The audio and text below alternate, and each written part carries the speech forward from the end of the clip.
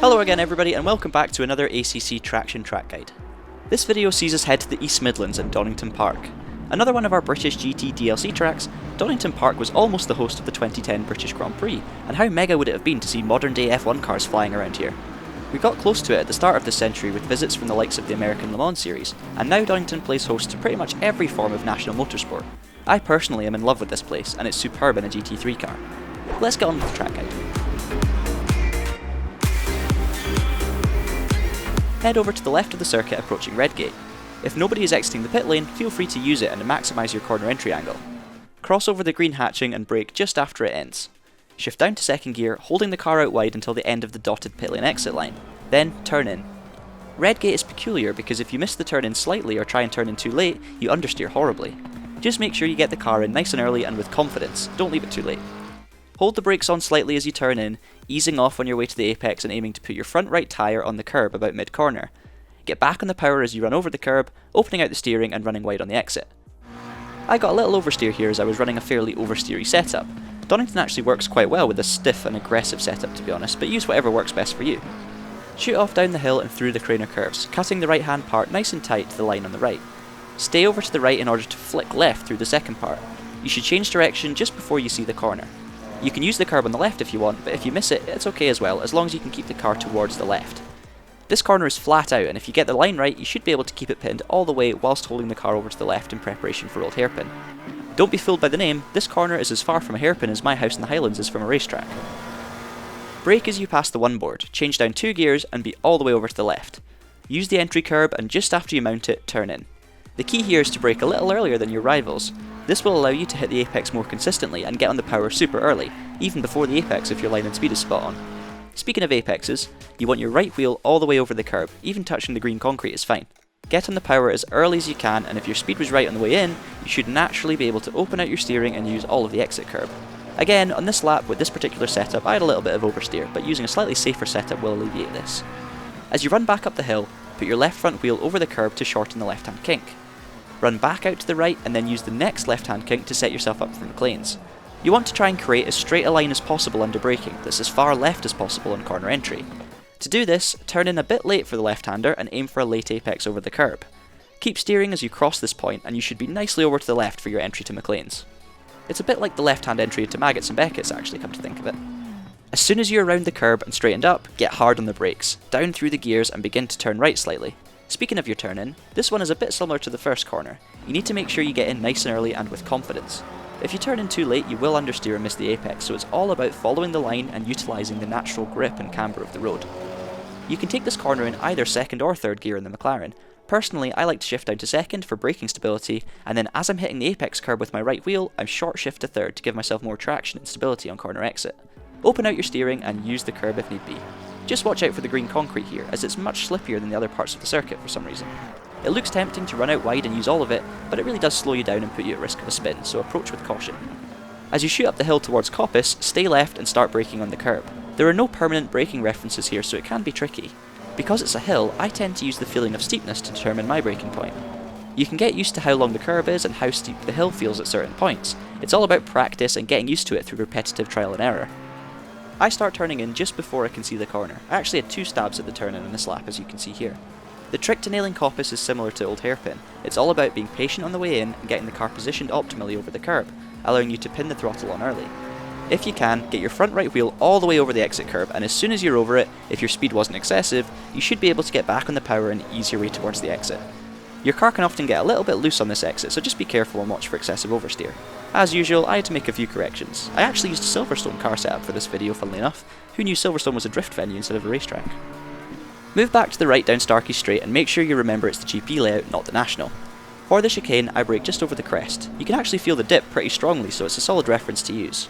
I brake and change down to second, staying over to the right but not using the curb fully as this one can also be a little bit slippy. Ease off the brake and turn in nice and early, aiming to put your front left tyre fully on the green concrete inside of the curb. Get fully back on the power before you even reach this point, changing direction and doing exactly the same to the apex curb on the right, using the green concrete beyond the curb. If your car is getting a bit loose and uncomfortable here, try short shifting to third as you squeeze back onto the throttle. Open up your steering and use the exit curb. You can gain so much lap time here by cutting the chicane the right amount, so practice it, learn your limits, and don't be afraid. It takes time to build up the speed here, but once you get confident at it, it becomes a hugely enjoyable corner. Speaking of enjoyable corners, next up we have, oh wait, no, it's the Melbourne Hairpin. Weirdly, there seems to be a plethora of Melbourne Hairpins dotted across the UK, and most of them suck. Brake on the curb just after you pass the one board. There is often a little rubber marking on the curb when the track is optimum, which is great as a reference point, but when that isn't the case, you have to use the marker boards. Shift down to first. Start turning in fairly close to the corner, aiming for your front right tyre to mount the curb on entry, then get the car rotated, be patient, and ease back on the power when the time is right. Then, the inevitable two remarks, open up your steering and use the exit curb. Who would have guessed? And now for one of the best final corners in, got you again, it's Goddard's, or as I like to call it, hairpin. Approach on the right and brake halfway along the striped curb. It's so easy to overshoot here, so start early and ease your braking point back until you find the perfect spot. The corner drops away from you, so don't stay out wide to the right for too long on entry. Ease in towards the inside using trail braking if you can, like you did in turn 1. As the track drops away, hug the inside line. The two key points here are not running too wide mid-corner and making sure you get the car rotated nice and early to allow an early power application. I tend to avoid the curb on entry slightly in order to carry a tad more speed, but then focus on getting it turned in, rotated and over the curb for the exit. Watch out for oversteer, run out wide and use the curb. And that concludes your lap of Donington Park, so let's check it out at full speed.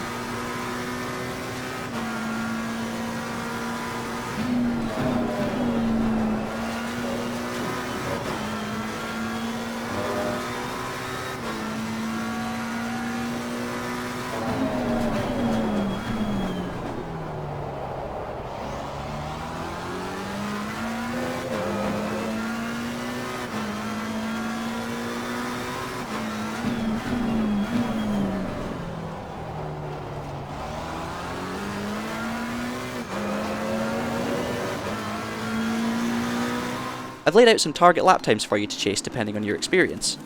My time in the Macca was a 1:25.7. When first learning the circuit, a 1 minute 32 second lap time is a great starting point.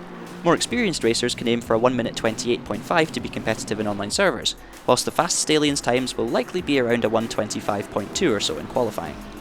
It's worth pointing out that all British tracks in this game actually have quite similar characteristics, so if you have a setup that works really well for Silverstone or Snetterton for example, then it will likely work well for Donington, albeit you will have to adjust the tyre pressures to suit. I really enjoy racing at this place, it's constant high speed cutbacks and side by side action. If you take out the final two corners, it's also a mega place to hot lap. Before I disappear, here's my 10-second summary for lapping Donington Park. Through Redgate, be brave, open out your steering and use the exit curve. Through Old Hairpin, be smart, open out your steering and use the exit curve. Through the S's, be brave, open out your steering and use the exit curve. Through Melbourne, be smart, open out your steering and use the exit curve. And through Goddard's, be smart, open out your steering and use the exit curve. That's all from me for this video. Make sure you check out some of our other track guides if you want to find lap time elsewhere. Thanks for watching, and if you found this series useful, let us know in the comments below. Until next time, keep it pinned, open out your steering and use the exit curve.